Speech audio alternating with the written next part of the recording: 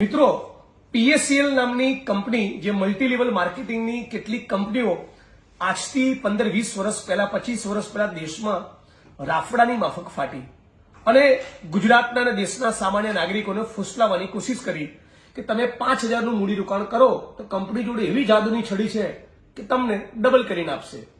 લોભિયા હોય ત્યાં ધુતારા ભૂખે ના મરે એવી ગુજરાતમાં કહેવત છે. આ કારણસર બહુ મોટા વર્ગે ઇન્વેસ્ટ કર્યું અને કરોડો અરબો રૂપિયા ડૂબી ગયા. સાથોસાથ એક જેન્યુઅલ વર્ગ હતો એજન્ટોનો.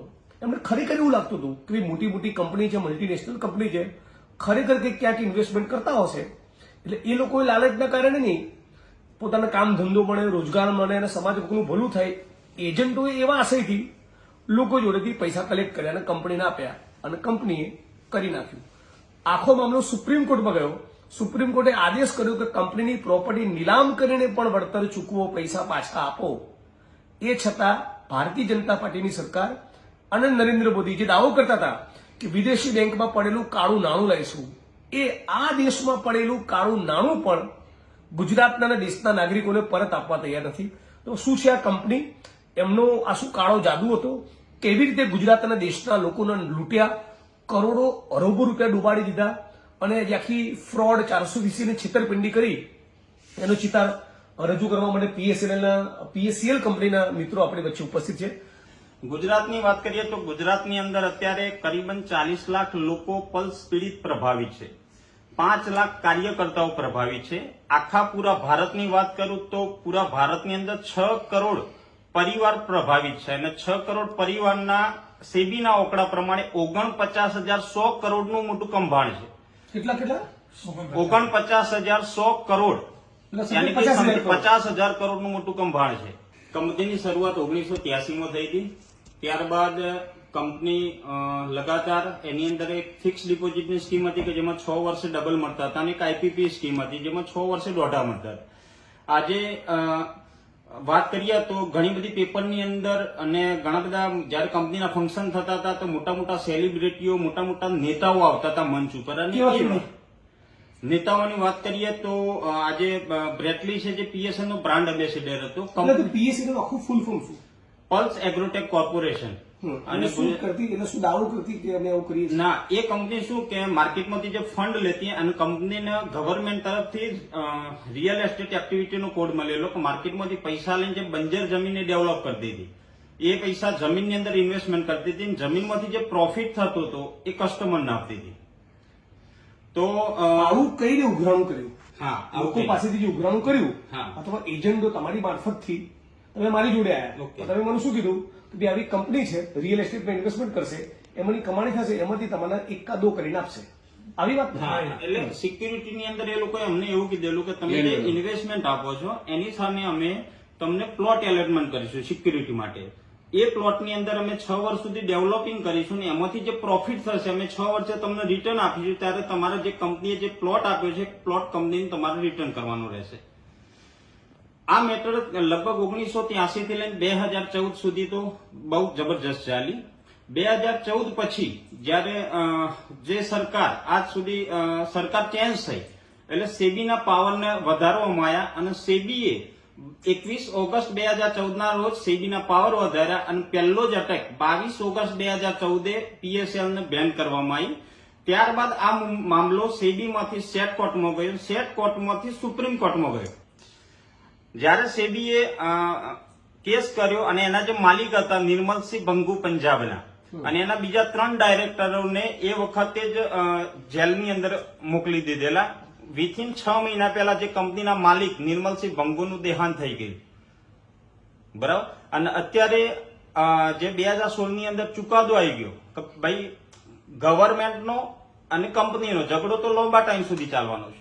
એની વચ્ચે અમે જે કાર્યકર્તા એક ઇન્વેસ્ટર એક એસોસિએશન બનાવ્યું છે, ઓલ ઇન્વેસ્ટર સેફ્ટી ઓર્ગેનાઇઝેશન, અને અમે એક વકીલ પ્રશાંત ભૂષણ રોક્યા હતા સુપ્રીમ કોર્ટની અંદર. અને પ્રશાંત ભૂષણજીએ અમને ગ્રાહક અને એજન્ટોના હિત માટે એક રસ્તો કાઢી આપ્યો, એક કેસ સુપ્રીમ કોર્ટની અંદર જીતી આપ્યો કે ભાઈ ગવર્મેન્ટ અને કંપની કેસ લોંગ ટાઈમ સુધી ચાલશે પણ આની વચ્ચે એજન્ટ અને કસ્ટમરનું હિત માટે ઓર્ડર પાસ કર્યો કે પીએસએલ ની જે પ્રોપર્ટી છે એ વેચીને લોકોના પૈસા પરત આપવામાં. 2016 ની અંદર 2016 ઓર્ડર થઈ ગયો, આજે 2025 આવી ગઈ, 49,000 કરોડ ની વાત છે. એની સામે સીબીઆઈ નો રિપોર્ટ છે કે 1,85,00,000 કરોડની પ્રોપર્ટી છે, યાની કે ચૂકવણા કરતા 4 ગણી પ્રોપર્ટી ઓલરેડી પીએસએલ ની છે. એટલે જે પીએસસીએલ નામની કંપની ઉપર આ મિત્રો આરોપ મૂકી રહ્યા છે કે રિયલ એસ્ટેટમાં તમારી જોડેથી પૈસા લીધા, તમારી મારી જોડેથી પૈસા લીધા, કંપની એજન્ટો મારફતે એ રકમ રિયલ એસ્ટેટમાં ઇન્વેસ્ટ કરીશું, એમાંથી આવક થાય એમાંથી તમને પૈસા ડબલ કરીને આપીશું, આખી સ્ટોરી બનાવી હતી. આ કંપનીએ 50,000 કરોડ નાગરિકોને પાછા આપવાના નીકળે, એમાંથી ગુજરાતના પીડિતો લગભગ 40 લાખ છે. પણ કંપની જોડે જે મિલકત છે એ લગભગ મૂળ રકમ કરતા 4 ગણી એટલે 2 લાખ કરોડની સંપત્તિ છે. એ છતાં ભારત સરકાર અને નરેન્દ્ર મોદી 50,000 કરોડ પાછા અપાવવામાં કોઈ મદદ કરતા નથી, બલકે આ કંપનીના માલિકો જોડે એમની દોસ્તી છે. જી, અમારે જયારે મોટા મોટા જયારે સમારોહ થતા, એ સમારોહની અંદર આપ જોઈ શકો છો, મારી પાસે પ્રૂફ છે.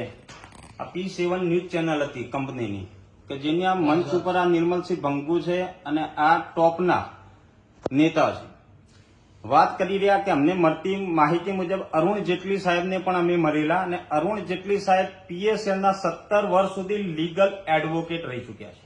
અચ્છા, આ લૂંટારૂ કંપનીના? હા, જેમને જયારે એ હયાત હતા એ વખતે અમે એમને પણ આવેદન પત્ર આપેલું, આપ જોઈ શકો છો, આવેદન પત્ર આપેલું, બરાબર. પણ આજ દિન સુધી અમે ગુજરાતના માની લો કે ઓલ ઓવર ઇન્ડિયાના મોટા ખરા નેતાઓને આવેદન આપ્યું છે, પણ એક જ વસ્તુ કહે છે કે આ મામલો તમારો સુપ્રીમ કોર્ટમાં ચાલે છે એટલે અમે કશું કરી શકતા નથી, આટલું કહીને છટકી જાય છે. પણ આજે જે ગુજરાતના 30-40 લાખ પરિવારના 6,000 કરોડ રૂપિયા ફસાયેલા છે, 2014 થી 2016 સુપ્રીમ કોર્ટનો ઓર્ડર આવી ગયો છે. સુપ્રીમ કોર્ટના ઓર્ડરમાં શું છે?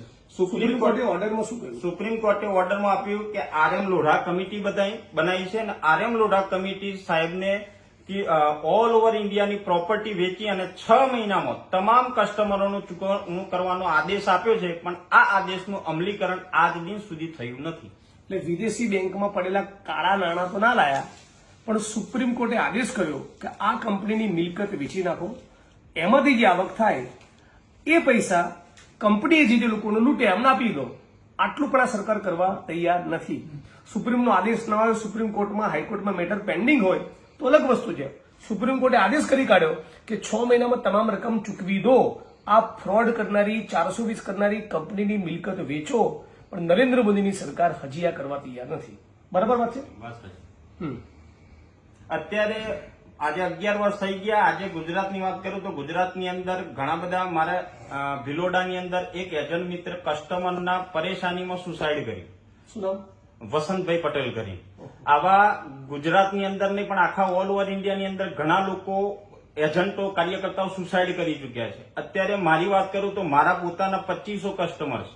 આજે હું મારા ગામની અંદર પણ જયારે જાઉં છું તો ઝઘડો થાય છે, ઘણી વખત એમ થાય છે કે આ દુનિયા છોડીને જતો રહું. હવે આ એક છેલ્લો અમારો ટ્રાય છે કે આગામી અમારું અત્યારે એક જ સૂત્ર છે કે પહેલે पीएसएल का भुगतान बाद में मतदान. जो पार्टी हमारा पैसा दिलाएगी वोट हमारा पाएगी. ગુજરાતની અંદર 40 લાખ જનતા, 40 લાખ લોકોને એમના પરિવાર ગણો 5 વ્યક્તિ તો ટોટલ હવે જાગૃત થઈ ગયા છે. આગામી 2027 ચૂંટણી પહેલા જો મોજૂદા સરકાર આ પૈસા પરત અપાવતી નથી તો એનું પરિણામ 2027ની ચૂંટણીનું અલગ હશે. બીજું કઈ રજૂઆત વડીલ આપનું કે કેવું છે? રજૂઆત કરીએ સાહેબ જોડે.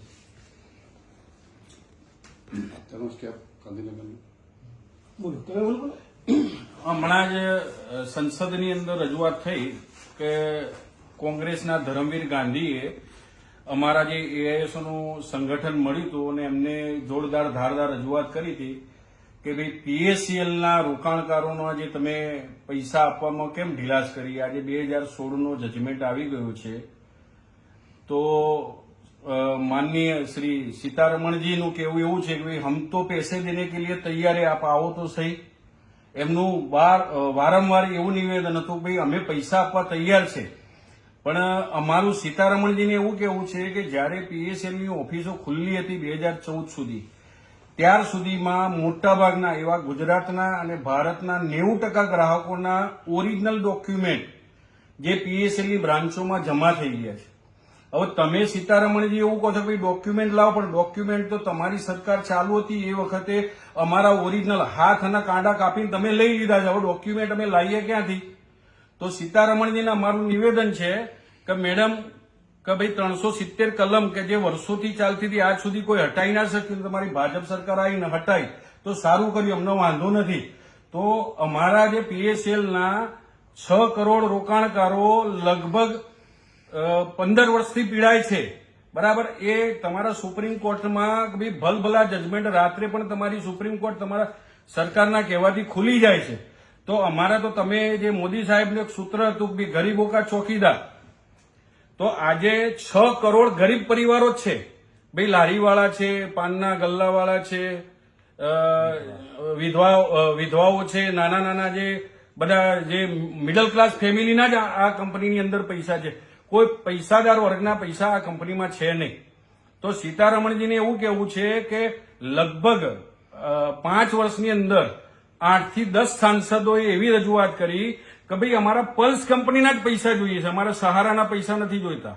પલ્સ કંપની માટે અરુણ જેટલી સાહેબને રજૂઆત કરી, માન ભાગવતે પણ તમને ધારદાર ત્યાં ભાજપ સરકારના સામે રજૂઆત કરી છે. પણ હજી સુધી તમે અમારા પલ્સ કંપનીના પૈસા આપવા અને પલ્સ કંપનીનું નામ બોલતા પણ તમે કેમ બીવો છો?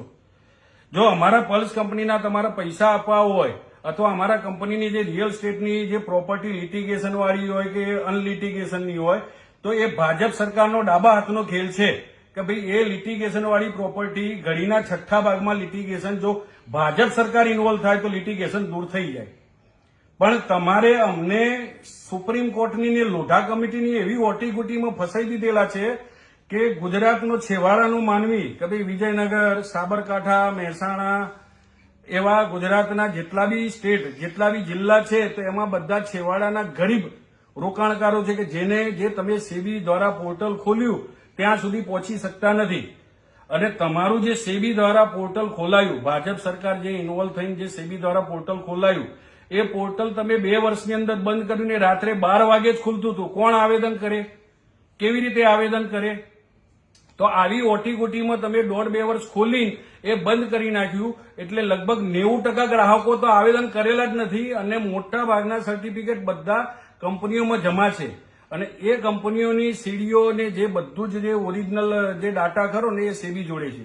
એટલે નિર્મલા સીતારામન મને એવું કીધું, અમે તો પૈસા આપવા તૈયાર છીએ, તમે આધાર પુરાવા આપો. પણ તમારા આધાર પુરાવા આ કંપનીએ પોતે લઈ લીધેલા છે પહેલા, તમારા કાંડા કાપી દીધા.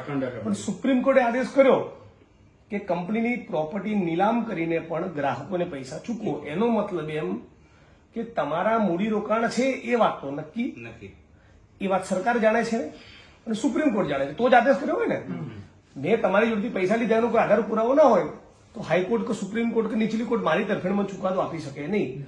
મેં મારા કે આધાર પુરાવો રજૂ કર્યા હોય તો ચુકાદો આવ્યો હોય આપણી તરફેણમાં. મતલબ કે સરકાર પાસે આનો રેકોર્ડ છે અને છતાં ચૂકવણું કરવા માંગતા નથી. જી, મારું નામ પ્રભુ પ્રજાપતિ, હું એઆઈએસઓ સંગઠનનો સંગઠન મંત્રી છું. રાષ્ટ્રીય લેવલે કામ ચાલુ છે અમારું. અને આજે અહીંયા અમે રજૂઆત માટે આવ્યા છીએ બધા મિત્રો. મારે સરકારને એ જ કહેવું છે કે સરકાર ખુદ આની અંદર ઇન્વોલ્વ છે અને ગરીબ પ્રજાના પૈસા લૂંટીને બેઠા છે પણ અપાવવાનું નામ લેતા નથી. કેમ કે આની અંદર મધ્યમ વર્ગ જ શોષાય છે અને એમનું શોષણ કરવામાં આવી રહ્યું છે. હવે કંપની 35 વર્ષથી ચાલતી હતી. કંપનીને બંધ કરવામાં એ લોકોએ નવો રૂલ્સ રેગ્યુલેશન નાખ્યા સેબીને કે ભાઈ કલેક્ટર ઇન્વેસ્ટમેન્ટ સ્કીમના અંતર્ગત આવે છે, તમારે બીજું લાયસન્સ લેવું પડશે. હવે રિયલ એસ્ટેટમાં રોકાણ કરતી હતી, પડતર જમીનો વિકાસ કરતી હતી, એને 6 નેશનલ એવોર્ડ અને ઇન્ટરનેશનલ એવોર્ડ ભારત સરકારે આપ્યા છે. એના પછી આ રીતે લીગલી ડાયવર્ઝન કરી અને 2014માં કંપનીને બંધ કરી અને કરોડો લોકોના પૈસા સરકાર ચાઉ કરી ગઈ છે. અંદરખાને એવું પણ છે કે પાર્ટી ફંડના નામે કંપની બંધ કરાયેલી છે. પાર્ટી ફંડ નથી મળ્યું એના લીધે આ પણ એક આક્ષેપ છે. બીજું, પીએસએલ કંપનીમાં જે અત્યાર સુધીનું રોકાણ છે 50,000 કરોડ એની સામે સીબીઆઈની જે